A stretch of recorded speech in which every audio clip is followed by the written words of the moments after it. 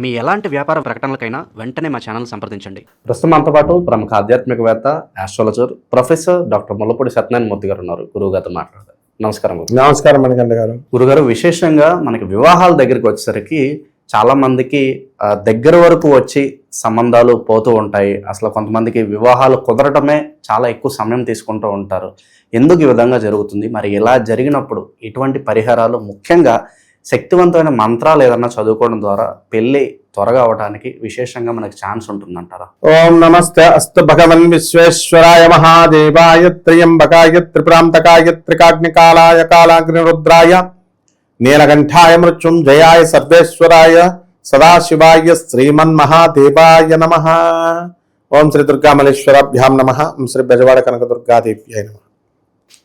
మనకి వివాహాలు చాలామందికి చాలా 29 సంవత్సరాలు, 32 ఈ విధంగా అవ్వకుండా లేట్ అయినటువంటి వాళ్ళు ఉన్నారు. మధ్యమ కుజదోషము ఉన్నట్లయితే 29 సంవత్సరాల వరకు కాదు, 29వ సంవత్సరంలో అయిపోతుంది. ఇక భారీగా కుజదోషాలు ఇవన్నీ కనుక, శుక్రదోషము ఇలాంటివన్నీ కూడా ఉన్నట్లయితే, గురువు బాగోకపోయినా, కళత్రకారకుడు బాగోకపోయినా, శత్రుక్షేత్రాల్లో ఉన్న శత్రువులతో కలిసిన, ఇవన్నీ కూడా వివాహాలు అనేటటువంటివి చాలా లేటుగా వస్తాయి. దీనంతటికీ కారణం ఏమిటండి? దురాశ. మా దగ్గర 20 కోట్లు ఉన్నాయండి, మరి నీకు దగ్గర 20 కోట్లు ఉన్నప్పుడు నీకంటే తక్కువడికి చేయొచ్చు కదా, నువ్వు చెయ్యు. మా అమ్మాయికి 40 కోట్లు ఉన్నవాడిని చూడండి అంటారు. ఎలా అవుతాయి పెళ్ళిళ్ళు? వాడు మంచోడా కాదా చూడరు. అందరూ సాఫ్ట్వేర్ ఇంజనీర్లు కావాలండి, ఎన్ఆర్ఐలు కావాలండి. వాడు అక్కడ రెండో పెళ్లి చేసుకుని ఇక్కడ వ్యధవేషాలు వేస్తున్నా సరే వాడికే ఇస్తారు. ఇక్కడ మాత్రం పాపం మంచోడుండి ఎక్కడ ఉన్న డబ్బులు తక్కువగా సంపాదిస్తుంటే వాడు మనిషిగా కనబడ్డ వీళ్ళకి. ఈ దురాశ అనేటటువంటిది ముఖ్యంగా రాహు కల్పిస్తాడు. వీళ్ళని ఊహల్లో విహరింపజేస్తూ ఉంటాడు. అయితే ఈ సంవత్సరాలు నిలవవు అనేటటువంటి ఆలోచన వీళ్ళకు ఉండాలి. ముఖ్యంగా కట్నాలు అనేటటువంటివి ఇవ్వకూడదు, తీసుకోకూడదు. ఈ చట్టాన్ని ఇంప్లిమెంట్ చేసే పోలీస్ ఆఫీసర్లు, జడ్జిలే ఇచ్చేస్తున్నారు వాళ్ళ పిల్లలకి, ఇంకెవరు చేస్తారు? కాబట్టి దీన్ని ఎప్పుడైతే మనము ఈ నిష్కర్షగా ఐరన్ లెగ్తో మనం ఇనప పాదాలతో తొక్కేసినప్పుడు ఖచ్చితంగా వివాహ వ్యవస్థలో మార్పులు వస్తాయి. వివాహం అంటే ఏంటంటే ఒక పూజ అంతే. పూర్వజన్మ కృతం పాపం రోగరూపేణ పీడిత. పూర్వజన్మల్లో చేసినటువంటి పాపాల వల్ల రోగాల రూపంలో వస్తాయి. మనం ఇప్పుడు కట్నాలు తీసుకోవడం వల్ల, మళ్ళీ అధికంగా మనము దురాశకు వెళ్ళడం వల్ల మనం అన్నీ కూడా ఇవన్నీ పాపాలే. నెక్స్ట్ జన్మలో రోగిష్టి వాళ్ళు రావడం, లేకపోతే చాలా పెళ్ళిళ్ళ సంబంధాలు చూస్తున్నప్పుడు రోగిష్టి పెళ్లి కొడుకులు ఉండడమో, అమ్మాయిలు రోగిష్టి వాళ్ళు ఉండడమో చూస్తూ ఉంటాం. ఇదంతా కారణం ఏంటి? మన పూర్వజన్మ కర్మల వల్ల. ఇకపోతే ఇవన్నీ కూడా మార్చుకోవాలి. అంతేగాని జ్యోతిష్కుల చుట్టూ తిరుగుతూ, దొంగ పంతుల చుట్టూ తిరుగుతూ, నాకు ఉన్నాయండి, వాళ్ళు నీకంటే దొంగల వాళ్ళు అంతా. కపట బ్రహ్మల, కపట జ్యోతిష్కుల, కపట మంత్రగాళ్ళు ఉన్నారు. ఎప్పుడు వస్తావు? రా రా రా అని. మరి అటువంటి వాళ్ళు కూడా నీకు పూర్వజన్మలో నువ్వు రుణం ఉంటేనే వాళ్ళ దగ్గరికి వెళ్తావు. And they will give all non sense ideas అనమాట. అరే నువ్వు కట్నం తీసుకోకరా అని చెప్పే దమ్ము నీకు వాడికి ఉండదు నీకు చెప్పడానికి. ఏమిట్రా నువ్వు, నీకు ఎన్ఆర్ఐలు కావాలరా, నీకు సాఫ్ట్వేర్ ఇంజనీర్లు కావాలరా, అంటే మిగతా వాళ్ళు మనుషుల్లాగా లేరురా అని చెప్పగలిగేటటువంటి వాడు లేడు. గురుస్థానం అంటే ఏంటి? నువ్వు చిన్నపిల్లడు తప్పు చేస్తే తిట్టాలి, చెప్పాలి. అలాగే నువ్వు ఇంత పెద్ద పెద్ద పోస్టుల్లో ఉంటే ఎవరికి కావాలి? నువ్వు తప్పు చేసినప్పుడు బృహస్పతి స్థానంలో ఉన్నప్పుడు గురువు అనేటటువంటి వాడు గద్దించగలగాలి నిన్ను. ఇది చేయలేని ఆడు గురువు ఏంటి? అలాగే రుణానుబంధ రూపేణ పశుపత్ని సుతాలయాం అన్నాం. పాత రుణానుబంధాలు ఇవన్నీ కూడా ఉంటే అప్పులు ఎగ్గొట్టేస్తారు చాలా మంది. అబ్బా భలే ఎగ్గొట్టేసాం ఈ జన్మలో అనుకుంటాం. నెక్స్ట్ జన్మలో పెళ్ళాం కింద వచ్చి తోలు తీసేస్తుంది, పిల్లల కింద వచ్చేసి తోలు తీసేస్తారు. మొత్తం వడ్డీలతో సహా కట్టేయడం జరుగుతుంది. ఎవడైతే నీ అప్పులోడు ఉన్నాడో వాడే నీ భార్యగా వస్తాడు. ఎవడైతే నీ అప్పులోడు ఉన్నాడో వాడే నీ పిల్లలుగా వస్తాడు. అంటే నువ్వు గత జన్మలో ఎగ్గొట్టినటువంటి వాడు నీ భార్య పిల్లలు. ఇప్పుడు ఆడు మగవాడవచ్చు, ఆడదవచ్చు, అది వేరే సంగతి. అదే ఈ వివాహ వ్యవస్థ 7 జన్మల వరకు భార్య రుణానుబంధాలు, ఈ డైలాగులన్నీ కథల్లో ఉంటాయి. అవన్నీ కూడా నాన్ సెన్స్. అవన్నీ కూడా very practical. Newton's third law, to every action there is an equal and opposite reaction. నువ్వు ఎప్పుడు ఎవరి దగ్గర అయితే బాధ పెట్టేసి నువ్వు డబ్బులు అన్యాయంగా ఒకటి స్థలాన్ని దొబ్బేసి లేకపోతే వాడు డబ్బులు ఎగ్గొట్టేస్తావు, వాడిని పెళ్ళం కింద పిల్లల కింద వచ్చి వసూలు చేసేస్తారు.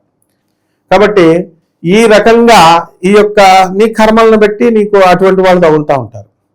దీనికి రుక్మిణీ కళ్యాణాన్ని కనుక మనం తీసుకున్నట్లు, అలాగే సీతారామ కళ్యాణం కనుక జరిపించుకున్నట్లయితే ఈ యొక్క కొద్ది దోషాలు అనేటటువంటివి పోతాయి.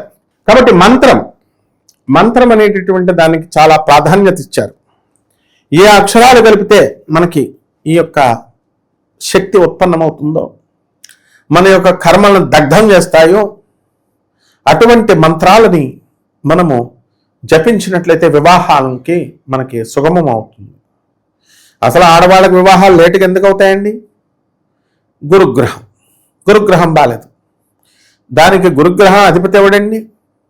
అసలు గురుగ్రహానికి ప్రతినిధులు గురుడు బృహస్పతి, జగద్గురు అయినటువంటి దత్తాత్రేయ స్వామి వారు. ఓం ద్రాం దత్తాత్రేయాయ నమః అంటూ, ఓం ద్రాం దత్తాత్రేయాయ నమః అంటూ ఈ యొక్క మేడి చెట్టు చుట్టూ తిరగాలి. మేడి చెట్టుకి చుట్టూ నీళ్లు పోయాలి. ఆ నీళ్లు పోస్తూ చక్కగా అక్కడ 64 యోగిని గణాలు, అనగాదేవి, దత్తాత్రేయ స్వామి వారు కొలువై ఉంటారు ప్రతి మేడి చెట్టు క్రింద. అక్కడ మీరు ఓం ద్రాం దత్తాత్రేయాయ నమః, లేదా దిగంబర శ్రీపాదవల్లభ దిగంబర బ్రహ్మ విష్ణు మహేశ్వర, దిగంబర నృసింహ సరస్వతి దిగంబర అంటూ ఈ మంత్రాలను కనుక మీరు జపించుకున్నట్లయితే తప్పకుండా మీకు వివాహాలు అవడానికి అవకాశాలు ఉంటాయి.